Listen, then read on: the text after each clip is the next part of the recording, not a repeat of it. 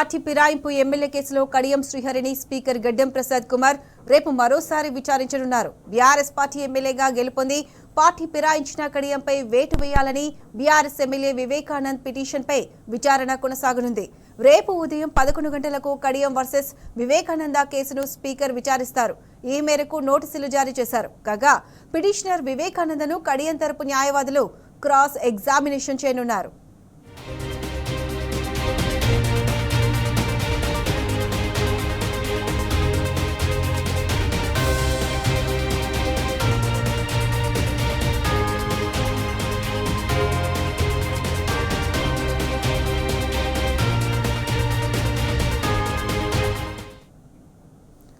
Right, Kadiyam విచారణపై పూర్తి updates మా ప్రతినిధి ప్రదీప్ అందిస్తారు. ప్రదీప్, చెప్పండి, రేపు స్పీకర్ కడియం శ్రీహరిని విచారించనున్నారు. దీనికి సంబంధించి అప్డేట్స్ ఏంటి?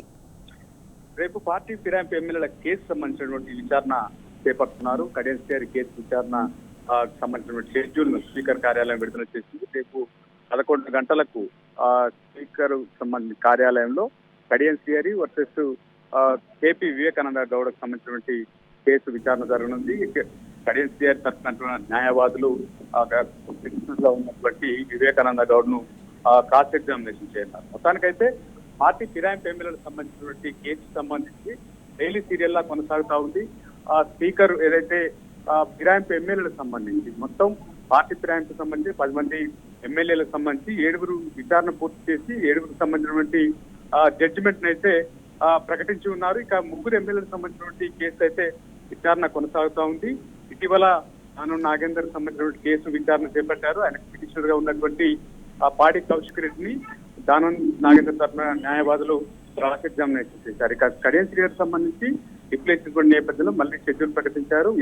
రేపు ఏదైతే విచారణ జరగబోతా ఉంది, కేపీ వివేకానందను కడియం శ్రీహరి తరఫు న్యాయవాదులు క్రాస్ ఎగ్జామినేషన్ చేయనున్నారు. ఆ తర్వాత పిటిషనర్ గా ఉన్నటువంటి ఏదైతే వివేక అడ్వకేట్ సంబంధించి కడియం శ్రీహరిని క్రాస్ ఎగ్జామినేషన్ చేసేటువంటి షెడ్యూల్ కూడా త్వరలోనే విడుదల చేయనున్నట్లుగా స్పీకర్ కార్యాలయ వర్గాలు అయితే చెప్తున్నటువంటి పరిస్థితి. మొత్తానికైతే రేపు విచారణ అయితే జరగబోతోంది. 11 గంటలకు స్పీకర్ కార్యాలయంలో ఈ కడియం శ్రీహరికి సంబంధించినటువంటి కేసును అయితే విచారణ చేపట్టబోతా ఉంది. Right Pradeep, thanks for the updates.